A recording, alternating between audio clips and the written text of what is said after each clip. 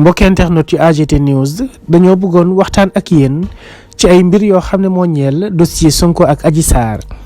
tey ci lenn képp la ñuy waxtaan mooy li nga xam ne moo di dossier médical bu Adji Sarr defoon ak médecin bi nga xam ne moom la waa gendarmerie joxoon ngir mu daal di koy consulter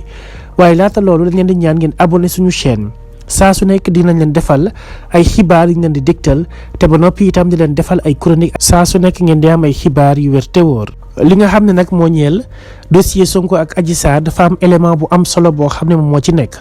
mooy que ne Adji Sarr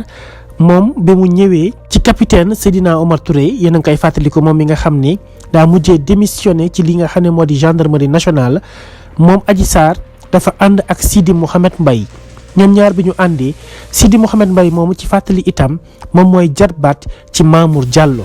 ñoom ñaar bi ñu àndee ñëw Sidi Mouhamed Mbaye daf ne Adji Sarr daf ne ma Ousmane Sonko moo ko violé moo tax ma ne que nañ ànd mu ñëw porter ci plainte bi mu ñëwee capitaine Touré la jàkkaar lool capitaine Touré di ko poser ay questions yoo xam ne Adji Sarr da doon paniquer ndax elle n'avait pas les bonnes réponses ndax lépp c'était précipité te moom elle n'était pas bien préparée moom Adji Sarr nag ñu ne ko da ngay dem ci ab médecin mu daal di lay consulter médecin bi daal di koy consulter gis ne Adji Sarr dafa am ñaari mbir yoo xam ne xew na par rapport ak moom li mu ñëw daal di ko porter plainte kii di Ousmane Sonko ñaari mbir yooyu nag lañ leen di dégtal ngir ñu def ci ab jàngat bu gàtt ngir mën a wane li nga xam ne moo am ci boobu lépp dossier ak amalgame bi ci am par rapport ak fi dossier bi yegg si tey Adji Sarr bañ ko defalee li nga xam ni moom moo di visite médicale ba noppi daal di koy consulter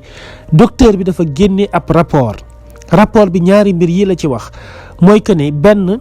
Adji Sarr ci 48 heures yi mujj amul lenn lu mu séq ak góor maanaam sëyul ak benn góor te moom dafa ñëw ne Ousmane Sonko moo ko violé benn ñaareel bi mooy moom Adji Sarr certificat médical bi dafa dëggal ne moom dafa am perte de l'hymen ancienne maanaam bi muy ñàkk ndawam yàgg na jotewul dara ak la nga xam ne moom la wax te la ca doy waar mooy Adji Sarr daf ni Ousmane Sonko mooy góor bi njëkk ci kawam moom moo ko njëkk a def naka su dul noonu alors que moom Adji Sarr bi mu pertee ndawam dafa yàgg loolee mooy ñaari mbir yi nga xam ne rapport médical bu Adji Sarr daal dina koy génne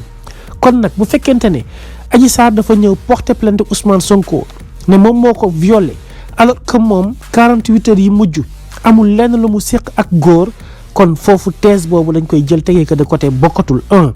deuxièmement mu teg si ne Ousmane Sonko mooy góor gi njëkk ci kawam alors que moom dafa am une perte de l'hymen ancienne maanaam bu ñàkkee ndawam yàgg na loolu itam nekk na ab thèse bu ñu jëlee teg ko fële bien vrai que foofu entre parenthèse jigéen léeg-léeg mu dund ay jafe-jafe ci dundam yoo xam ne dina tax moom mu ñàkk ndawam sans pour autant que mu def lenn loo xam ne lu ñuy tere la loolu dañ koy accepter waaye nag ñëpp xam nañ li xew ci bileb dossier te dégg nañ bu baax a baax témoignage yi nga xam ne moo jot a am ci ndaw si di Adji Sarr moo waral foofee la ñuy yem ci suñu ab jàngat ñuy bàyyi yéen itam ngeen indi ci seen ab commentaire ngir ñu waxtaan ci li nga xam ne moo ñeel audition bi war a am jeudi 3 novembre pour Ousmane Sonko te mu nekk loo xam ne tey bu ñu sukkandikoo ci ñaari éléments yi dong war nañoo mën a jël dossier bi classé ko sans suite Bassirou Gueye mi nga xam ne moo fi nekkoon procureur dossier bi muy njëkk a yegg si moom waru ko woon jël di ko yóbbu ci juge d'instruction ndax amoon na élément de preuve nécessaire yëpp ngir daal di jël Ousmane Sonko bàyyi ko mu ñibbiwaat ab këram waaye defu ko woon dafa def la nga xam ne moom la bëggoon def ba tey jii coow am ci réew mi ba am ñu ci ñàkk seen bakkan toll ci fukk ak ñeent waaye convoqué waat nañ Ousmane Sonko nañu ko bàyyi mu dem wuyu ji ñu xam fan la wànnent di mujjee ak i gëtëm